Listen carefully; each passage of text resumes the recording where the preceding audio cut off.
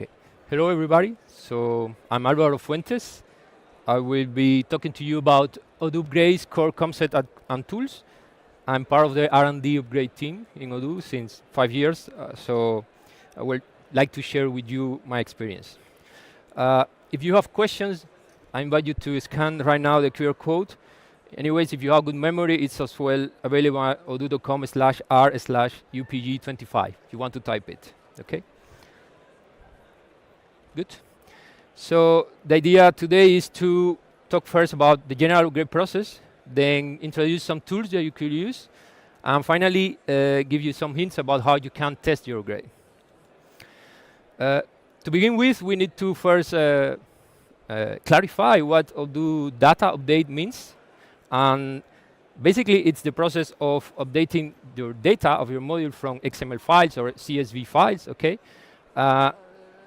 Every record that you update from those files will get an XML ID. This is basic information for most of you probably, but the extra hint that I want to share with you is about these two flags here, no update and force create.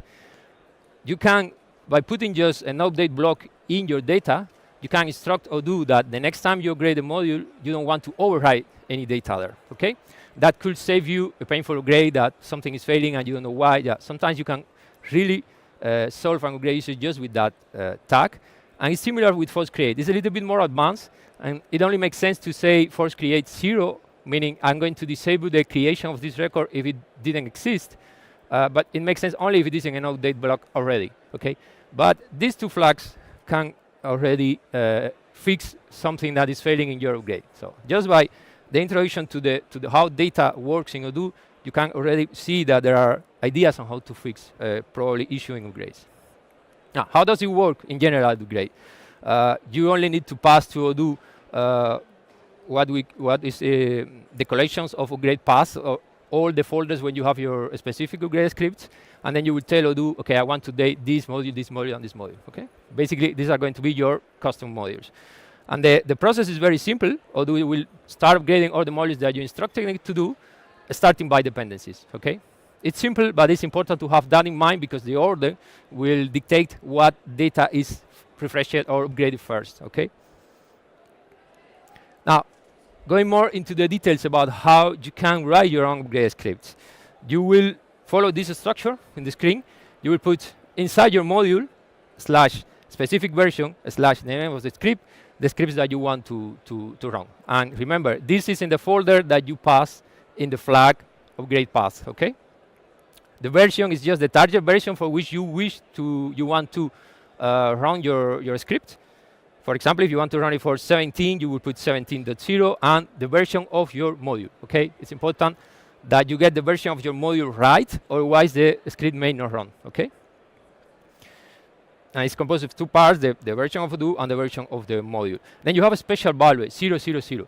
This means that you want to run this script for any version. Imagine that you have a custom module that you have installed in different versions in your clients, but you know that it doesn't matter if you get to 17 or 18, you need to fix something, some bug in the past, and you want to fix it during the upgrade, then you can use for that a 00 script. It's very common, we do it all the time.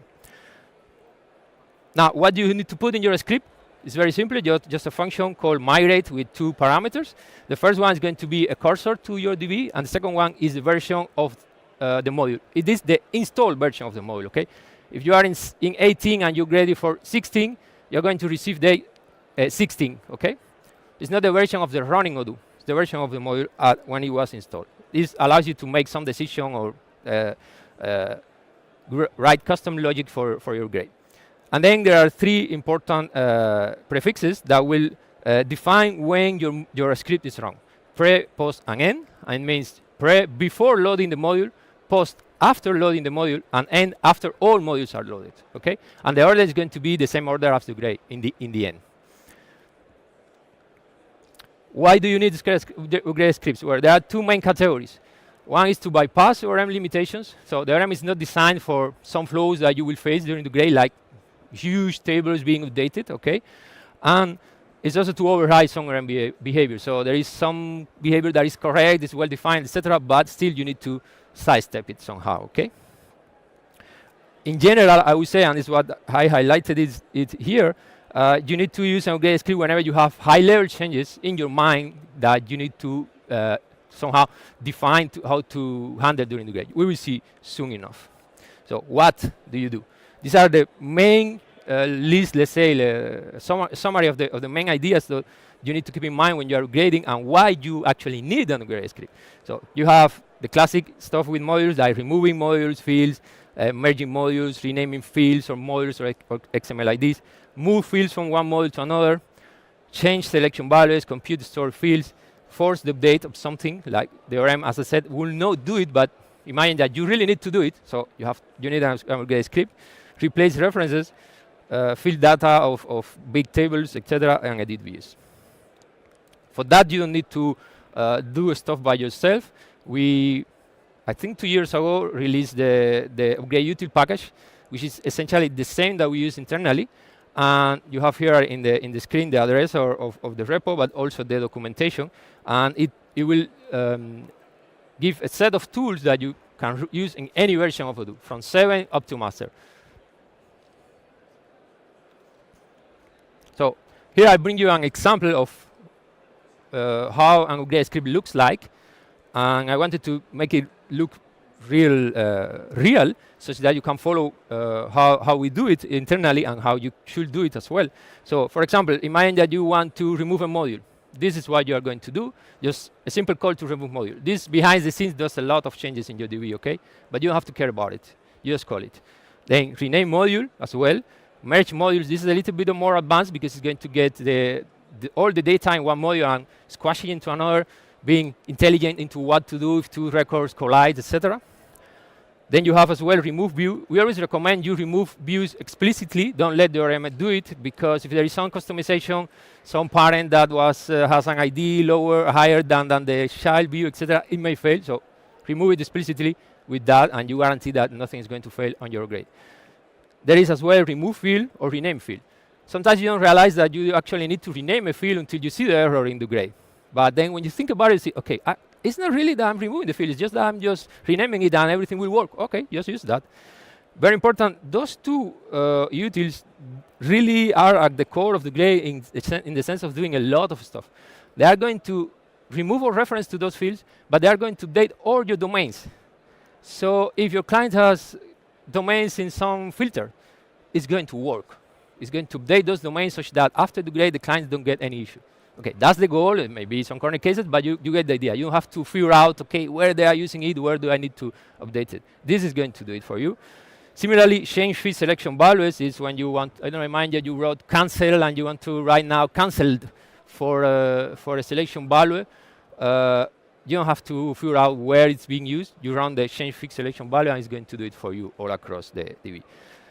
Recompute fields is another important one. It's very common that after an upgrade, a new store compute field will cause an error because the table is too big. It has millions of records and the ORM cannot really compute the field for millions of records. So what you have to do is create the column in pre, let the module be loaded, and after the module is loaded, you will call recompute fields, and then you will trigger it in a smart way such that it doesn't fail. All these utilities have extra parameters. I didn't put it here. I invite you to check in the documentation, but you can fine-tune where you want to leave something behind or not for further processing. There is another set of examples here. This is mostly to deal with data. If you know that something was renamed in XML, but you don't want the ORM to remove it and then recreate it, for example, you can use rename XML ID. If you want to force the update from XML, even if the data was marked as no update in the DB, even if it is not in the XML, clients may have done it directly, manually, but you want to force it, you can do it. It's very useful for security rules, for example. You can as well mark a record as no update. If you say, okay, from now on, this record is too bad that I better not touch it, let's mark it. And then you have some utilities for columns, like I show you here. You have to care about how the query is done and if it's going to be efficient or not. The utility is going to handle it for you. And there is also replace records reference bash that allows you to replace a reference to one record given by ID and model, by another record. And again, it's going to go everywhere in your DB, foreign keys and indirect references to update it for you. Okay? There is much more. This is just for give you a sense of what's going on there. Now, relating other tools that actually allow you to write better adapt better your Gray script, you have conditional helpers. Thank you. Like this one here, version GTE. This is actually if you really want to check if the running Odoo version is greater or equal to the version that you want. This is actually for the running version. Remember, the version that you get in the script is the installed version, but this is always checks against the running version. You can do that by hand by importing the release.py from Odoo, but it depends on which version you are. Remember, this works from 7 up to 19, basically. If you want to check if a module is installed, if you want to check if a table exists or a column exists, you have that. There are other advanced utilities like adapt domains. Is the thing that I keep repeating. You can call it directly if you really want to run an adapter in all the domains for a specific field. But this is what is being used behind the scene by rename field or replace record reference bytes, etc. Replace selection values. Okay.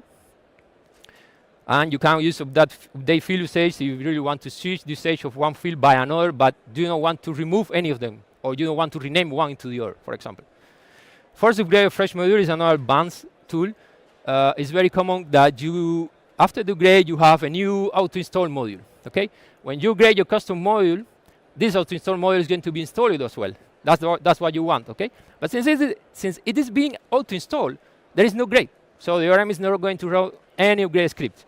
If you want to trick the ORM to do that, to run an upgrade script from that fresh module, you will use that tool, okay? There are as well SQL tools. The most common one, and the one that we keep suggesting people to use, is explode execute. It's going to allow you to run a query in a big table, like REST partners or mail message or attachments, and it's going to split the computation by these 10Ks each time, and then it's going to span parallel workers, and it's going to run your query in parallel. It's up to you to design the query correctly such that it doesn't override the same record in different workers, but it works quite well in practice. If you need to create a column, remove a column, or alter the column time, you have it here. You don't have to remember the SQL. And more importantly, those utils are efficient. If there is a trick that we can do to make it faster than the normal alter column, we do it. The last two, get columns and format query, are mostly useful when you need to, for example, duplicate a record. In order to duplicate a record, you need to take all the columns of the table and then select all the columns and then just modify the columns that you're modifying and then insert again. But you don't know all the columns because there might be some customization. So if you really want to get all the columns, you use that. Important is that format query is smart. It's a format utility that we have that follows the pattern of the format string in Python. You pass a query and you pass a set of parameters, and it's going to inject the information there. But the idea is that whatever you get from get columns is going to expand it in your formatted query with commas. So you can already use it, and you will get a list of columns and a list of values if you use it for values. Okay. Once more, you can go to the documentation of upgrade utils and check their details about the tools.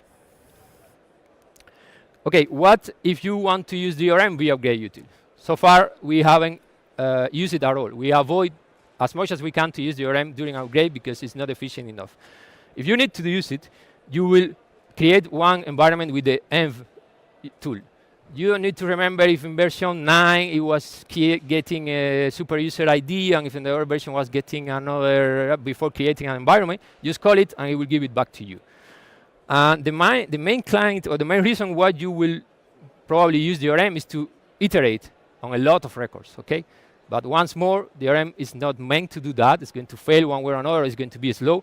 So for that, you have iterbrowse, which essentially does the iteration in a smarter way, such that after a chunk size of records, everything is flushed and cache are cleaned up. So you avoid memory errors. It's a little bit faster, and you avoid memory errors with it. In all these details, it's always important to keep in mind that the order is a key, okay? For example, if you are going to do module operations, like remove module, rename, merge, you need to do it before base is loaded. Because once base is loaded, the dependencies of the module is kind of fixed, and the ORM will try to do the upgrade following the dependencies that it believes that is the real thing. But is if you didn't rename a module or you don't remove it, something is going to fail, okay? We noticed that when you get a DB from us, after you do a major upgrade, let's say from 16 to 18, and you then try to grade the custom modules on your side, there is no way for you to run an upgrade script in base, because base is already fully upgraded, okay? Some people were doing hacks like modifying the minor base versions so that they can do it or running something manually. So in order to overcome that, we introduced it recently, in version 16, the pre-upgrade scripts flag to Odoo that allows you to pass a list of scripts, and those scripts are going to be run before loading base. So any module operation that you need to do, you can put it in that special script, and when you do the upgrade, you pass that flag, and then you can do any module operation before loading base, okay? And as a general rule, you should do changes as soon as possible in pre, if you can, and use post and end only if you really necessary. Okay, now, this question came to us yesterday as well, so I'm glad we're talking about that today. So how do you test the upgrade? There are two main classes to test the upgrade. Both of them are in upgrade utils, okay? One is upgrade cases, and the other is integrity cases. They serve different purposes, but they allow you to test the upgrade. The first one is when you are in development mode. You want to inject some data, and you want to be sure that your grade flow handles the data correctly, okay? So you will inject data in pre, you will do the grade, and then you will check afterwards. One important difference between them is that in upgrade case, you control the data. You can do whatever you want with it. In integrity case, you don't. So you cannot really touch the DB. And now, why do you want to use integrity cases? Integrity cases when you want to be 100% sure that something didn't change during the grade. Imagine balances in accounts, quantity on hand, number of users, I don't know, whatever is important for your business, you want to be sure that nothing was changed in that value, okay? You will write an integrity case for that, and then you will run that integrity case in the production upgrade, the day of the production upgrade. It doesn't, you can run it as well in your development mode testing, but it's important that you never run upgrade cases, of course, in the production, because you will be injecting data in clients DB, and that's not what you want, okay? In order to use the classes, you need to override the prepare and check method, or the invariant method only if it is very simple to compute the invariant, but it's not trivial, because usually your invariant will change from one version to another. That's why you are trying to ensure that the invariant doesn't break. There are two quick examples about it. For example, if you want to be sure that the Bob users are deactivated, you inject, in a upgrade case, a user in the DB, you return the ID from the prepare method, and then in the check, you only just perform a check that that specific ID of that user was deactivated. Whatever you return from the prepare method is going to be sent back to your check method in the check step. Now, for an integrity case, if you want to be sure that the number of users didn't change, you can write this simple method with actually leveraging the ORM to get the number of users, and that's it. Usually, it's not that simple. You will have to do different stuff depending on the version, if it is in prepare or in check, but, well, this is for the sake of simplicity. Now, how do you run that? Okay, you will need 3 steps. Once you get the upgraded DB on your side, imagine that you grade from 16 to 18. You will do first a prepare phase, okay? You start your Odoo DB, you pass the upgrade path, okay? Including the specific path of your grades, and then you will use the upgrade test prepare tag. This will run the testing, the prepare phase of the grade test, and then afterwards you can do your normal grade. You pass the list of modules, you wait for it, you read the logs, you see, hopefully nothing fails, and then afterwards you run again with the upgrade test check. Then you will get real time the result where something failed or not. If in this example I'm only showing you the upgrade case example, but in the case when you want to use the integrity case, the tag is a little bit different. You have it in the screen. It's integrity case dot and the method. It could be test prepare or test check, but it's the same process. So main takeaways: always know your grade. Remember that sometimes with just a very simple data change, you avoid a big issue. Use upgrade util. Do not reinvent the wheel. It's not going to be as efficient as battle tested as we can offer you. Leverage util as much as you can, and always test your script if you want. if you can. That's it for me. Thank you.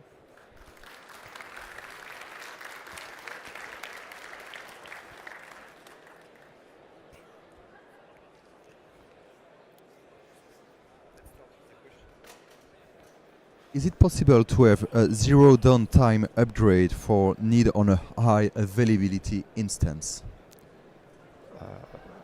I don't think so. It depends. So, in order to have a zero downtime, you will have to send a dump to the platform, to Gray, wait for the Gray to happen, get the new dump, and then restore it and immediately switch to the new instance. But what happens with the new data created during the Gray? It's up to you to decide what to do with it. So generally speaking, no, you cannot. But if you are able to have some sort of frozen state that you can compare between after and before and then move the data manually, it could be possible. But generally speaking, no, you cannot. How to deal with customization when views have changed in modules you inherit from, and how to find them before the upgrade? The way to do it is what I'm just saying here. You will have to test it, but I guess they're referring to standard views, right? For that, well, you have to read the code and check what changed. We don't have really a list or a magic way to say this was how it changed or not. You need to do the testing and check and verify. But in some cases, just by renaming some XML ID or reusing something in the view, things will be fixed. It's hard to tell how to give you a full answer of what changed. When you upgrade a module in Odoo and it tries to access a field that no longer exists, causing an error, what is the best way to fix it? It depends. So there are many reasons why something could fail by accessing a field that doesn't exist. If you did it in code, you need to update your Python code, obviously. If it is in data, you need to update your data. It's difficult to say in which case you are, but it's not. There is no magic solution. I can offer. The idea here is to offer when you know what's changing on your side, and then these tools will allow you to, on your side, since you are sure what changed, run something that will adapt the information in your client's DB. For stuff that you are using for external modules or for standard modules, you always need to check yourself. Will you be able to migrate the version 18.4 on Odoo SH? I don't think so. This is a question more for Odoo SH, but in Odoo SH it's only full versions. So you will have to grade from 18.4 to 19 and then go to Odoo SH, I think. But you need to ask them. Is it any way you can see the module graph which is going to be loaded in lexicographically order during an upgrade? Not in lexicographical order, but you can, in latest version, there is an Odoo being graph subcommand that you can use to generate the graph of your modules, and it's very useful to see how it's going to work, because basically anything that you see done in the graph, in the dependencies, will be upgraded first before the rest. So, is there any way we can see the is there a way to find not used view after multiple upgrades? Unused views? No, we don't. I don't know how to do that, to be honest. You will have to check where it works or not. One way to do it is you can try to disable the view and see if nothing fails, and then check. Or you can write a script that tries to render all views and see a set of view that you disable. If nothing breaks, maybe it is not needed, but it's hard to tell where it's needed or not. You never know, basically. When looping using or MR, why is the chunk size 10? Is the 10 the suite? We will go to another question. I don't know. If I understand correctly, why the chunk size is 10 or not, it's up to you. You put whatever you want. By default, I think it's 250 something. But sometimes it really makes sense to iterate one by one. Like if you're changing something in a company, sometimes changing something in a company triggers the computation of all account moves of that company. It happens. So perhaps you really want to iterate one by one. But in other cases, you can iterate 5,000 by 5,000.